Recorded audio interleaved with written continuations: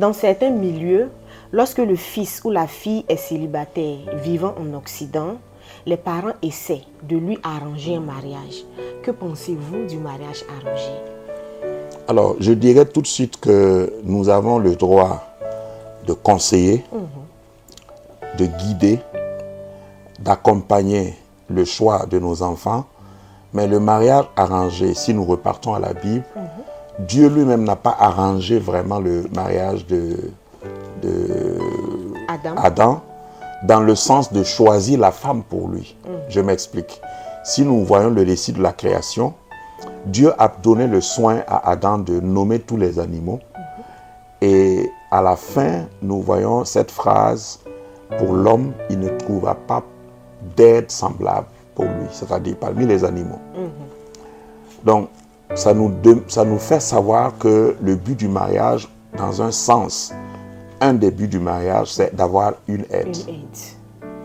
Alors, ensuite, Dieu fit tomber un profond sommeil et on sait comment la femme a été créée. Et quand Adam s'est réveillé, la Bible dit que Dieu a amené la femme vers Adam. C'est exactement le même processus comme quand les animaux sont passés vers Adam. Et c'est Adam qui a choisi, qui a dit, voici cette fois-ci, celle qui est os de mes os, chair de ma chair. Dieu n'a pas dit à Adam que c'est sa femme. C'est Adam qui a dit, on l'appellera femme, parce qu'elle a été tirée de l'homme. Donc, choisir une femme, même si je sais que cette fille va être une bonne épouse pour mon fils, je dois lui laisser le soin de choisir. Je dois au plus l'amener, comme Dieu a fait, amener cette fille-là passer devant mon fils, à la limite pour lui laisser le choix. Parce que vous savez, il y a un danger à choisir. Si vous choisissez une femme pour moi, si après ça ne va pas, qui est-ce que je dois accuser? La personne qui a choisi. Ah oui.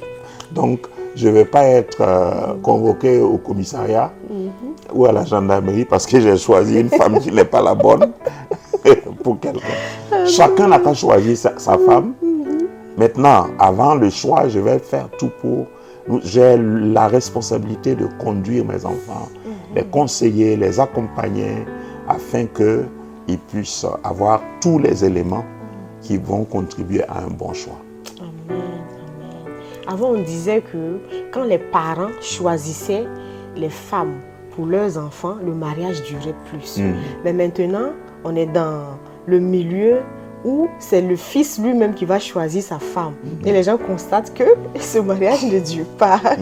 Qu'est-ce que vous en pensez? Bon, le problème est qu'on n'est plus avant. C'est ça. Si on était toujours avant, je pouvais toujours conseiller. Amen. Et il faut savoir qu'il y a beaucoup de choses qui ont changé. Les parents pouvaient choisir avant parce que les parents vivaient avec les filles qu'ils choisissaient. Aujourd'hui, dans la plupart des cas, des situations, le papa ne connaît même pas la fille. Ou bien les filles, toutes les filles vivent loin de papa. Donc, c'est même souvent difficile.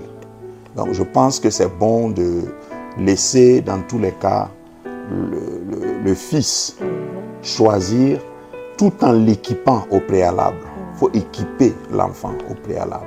Le mariage, c'est pour les matures. Ce n'est pas pour les garçons. On a dit il n'est pas bon que l'homme soit seul. On n'a pas dit il n'est pas bon que le garçon soit seul. Voilà. Il peut avoir une bonne barbe et puis ne pas être mature. Être toujours un garçon. Et le garçon, c'est celui qui ne peut pas décider seul. Le garçon, c'est celui qui a peur de tout. Le garçon, c'est celui qui demande à son papa de lui compléter le loyer ou qui vit sous le toit de son papa. Mais l'homme, c'est celui qui reçoit les factures et qui les paye sans dire à quelqu'un. Voilà, donc il faut être homme d'abord avant de constater que ce n'est pas bon que tu sois seul. Amen. Donc si tu es garçon, il est bon que tu sois seul. Amen. Amen. Généralement en Afrique, il est plus facile de vivre une relation amoureuse saine avant le mariage. Parce qu'on constate que nos responsables sont durs, nos parents sont durs.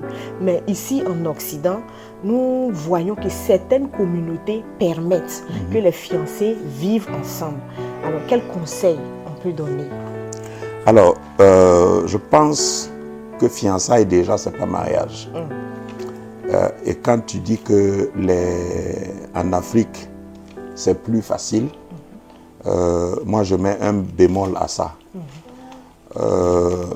Rien ne montre ou rien ne prouve, je suis responsable, hein, rien ne prouve qu'en Afrique, les fiancés là ne font pas ce qui est interdit avant le mariage.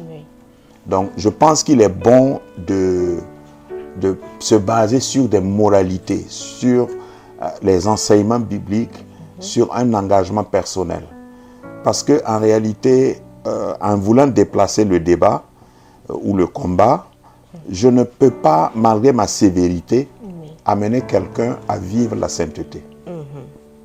Ce n'est pas parce que l'Église est dure, il y a des diacres, il y a des anciens, il y a des pasteurs durs, comme tu le dis, qui fera que les gens vont être obéissants. Ils vont aussi durcir dans la technique de manipuler ceux qui sont durs sur eux et commettre ce qu'ils veulent.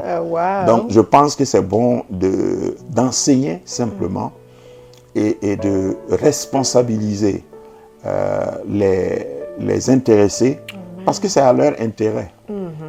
Si je dirige une église, les membres de cette église-là ne sont pas saints pour moi. C'est à leur propre compte et à leur propre intérêt. Voilà. Et je ne peux pas purifier le péché de quelqu'un. Voilà, en tant que pasteur. Donc, ce n'est pas à moi qu'est adressée leur sainteté. C'est à Dieu. Et s'ils n'ont pas peur de Dieu, s'ils n'ont pas la crainte de Dieu, rien ne se fera.